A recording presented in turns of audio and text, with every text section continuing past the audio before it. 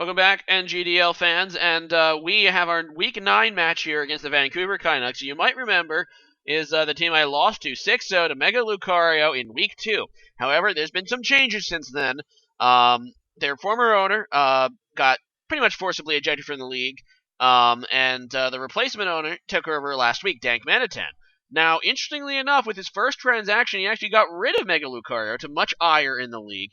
Because he wanted to, have enough camp room to really change the team to his will. So while this was originally looking to be a very interesting matchup between that I was hoping to, get around Mega Lucario, now we have a new owner with a new spin on it. But I feel kind of better about it because Mega Lucario matches up against my team really nicely. But either way, this is like a must-win match for me because we are 5-3. We lost the last 2 weeks after starting 5-1, and this is pretty much as a must-win as we need. There really can be going into Week freaking 9, because we have one game behind Saltfire in the division, who of course is the Necrozma team, and we're tied with these guys as well in the division. So there's my team. I didn't make any transactions this week. I'm thinking about maybe bringing Slurpoof, but I decided not to in the last minute.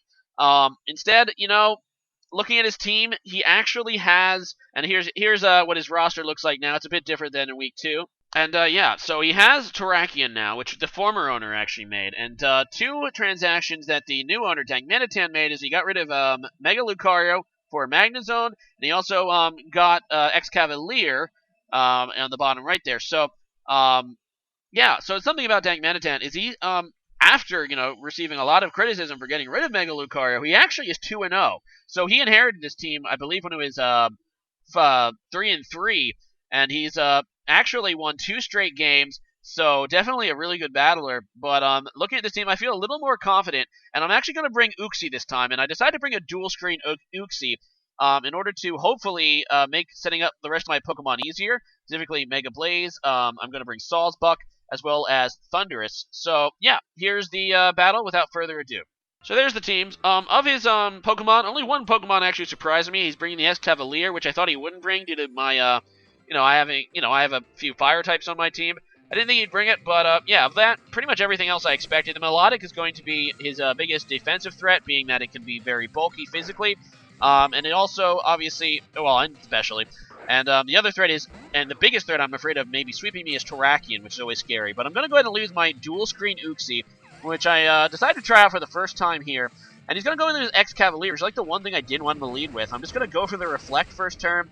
And as you can see, he does Overhaul with Mega Horn, and I know from the calculations that this has to be Choice Banded, so I'm like, I'm just going to go into Mega Blaziken now, or regular Blaziken right now, because I know I have the X4 resistance, not to mention, with the Reflect up, it's not going to be able to do that much, so this is pretty fantastic for me. I decided to actually go for the Stone Edge, though, thinking that he might switch in either a Scarf Noivern or a Scarf Chandelure. I decided not to set up quite yet because, like I said, he could have Scarfers that would be able to outspeed my Adamant Mega Blaziken.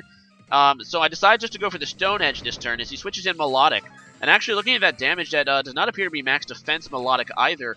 So that's another thing that I think is going to work my way, but I still got some nice chip damage there. I'm going to go ahead and switch out, though, into my Thundurus. And, he's probably just going to go for a Scald. If he gets the burn, there's not a huge heal on Thundurus. I'm going to go for the Nasty Plot. Thundurus outspeeds his whole team unless he has a Scarf somewhere, except for Noivern. So, he probably does have Scarf, either Chandelure or, maybe Terrakion or both. But he's just going to go to his Magnezone, which I'm fine with because that pretty much is a free Nasty Plot. This thing could also be Choice Scarf, but I don't think he has a way to one-hit KO me. He might be able to with, Thunderbolt. I don't know. But I decided just to stay in and go for the Focus Blast at +2, and that will take out the Magnezone, so getting rid of this thing early, and the reason he brought it, obviously, is because he's afraid of Slurpuff, so even though I didn't bring it, Slurpuff is proving it's worth just being on the roster. So anyway, in comes Terrakion, and I decide to stay in, and I do that because I want to scout if this thing is Scarfed. I know that it'll kill me if it is, but if it's not Scarfed, I will outspeed and kill it. Unfortunately, it is Scarfed, but he goes for the Rock Slide. I'm like, that's actually okay, because now I can go into Uxie and just go for the Stealth Rock, which will, potentially break any sashes he has on his team. And I know that I can take a Rock Slide very, very well, since I am bold and have quite a bit of defense investment. So my Reflect does wear off. I feel kind of confident I can live another Rock Slide, and I end up living with 1 HP, the Clutch, getting off the second Reflect. And here I'm like, okay, I might be able to sweep with Mega Blaziken here. Mega Blaziken has not done anything for me this tournament yet, so I really want it. I'm going to go for the light screen in case he does switch out or miss, which will obviously, if he does switch out in a Chandelure, it'll also allow me to sweep anyway. But I'm like, okay, we're going to go for it. Something might go wrong, but we're going to go for it. He's going to go ahead and switch out into his Melodic. That's fine. I know that from calculations, even if this is max defense Melodic, I'll do at least 90% at +2 with low kicks. So I'm like, all right. It doesn't even appear to be max defense, so I have no real doubts that I can kill this thing with a low kick. And I'm just going to go for it. And there's the speed boost. So now I have +1.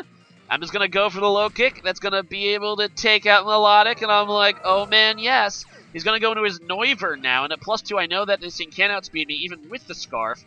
And actually, I was thinking about going to Stone Zone. Wait a minute. This thing's, after the Stealth Rocks, Flare Blitz does like 95% minimum. I'm just going to go for that and take out the Noivern. I don't have to worry about missing. And then down goes the Noivern. So in comes Chandelure. This is the one Pokemon that might mess me up. I decided to bring Stone Edge for this Noivern instead of Earthquake, which obviously would have perfect accuracy. If this thing misses, then he'll be able to kill my Mega Blaze, but it does not. So Stone Miss doesn't miss. Focus Miss doesn't miss.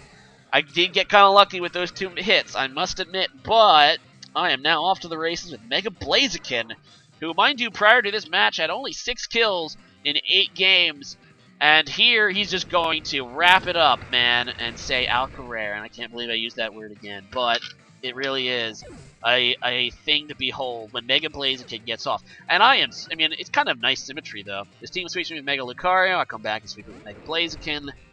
I feel super good about this win. It's a 4-0 win, and it allows us to advance to 6-3, which is definitely feels good after losing 2 straight games.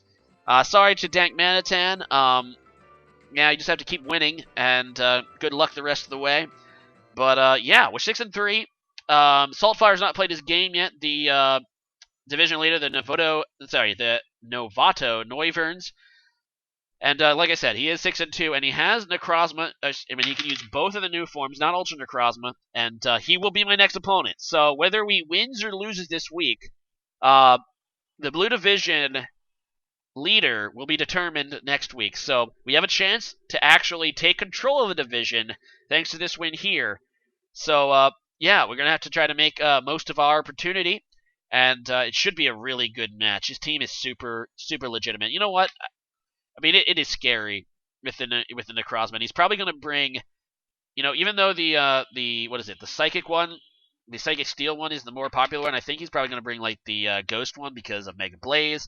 It'll be a very, very interesting match. So hopefully you guys will tune in next week. But right now, I'm just happy to be 6-3. And yeah, if the season ended today, we'd be in the playoffs as a wild card, and we hopefully will continue to win. And yeah, I pegged at the beginning of the season we would need 10-6 to have a feasible chance of making the playoffs. So 4 wins away. Anyway, today's question of the day is going to be, if you could guarantee that a move would never miss for you ever in Pokemon, what would it be? Now, obviously, there's pretty good answers. As for me, I would probably pick Focus Blast because it's such a useful move. Obviously, having a special fighting type move of that power, and there's so many Pokemon I would love to use Focus Blast on, but I'm always super scared whenever I click the button because of how bad of an accuracy it is.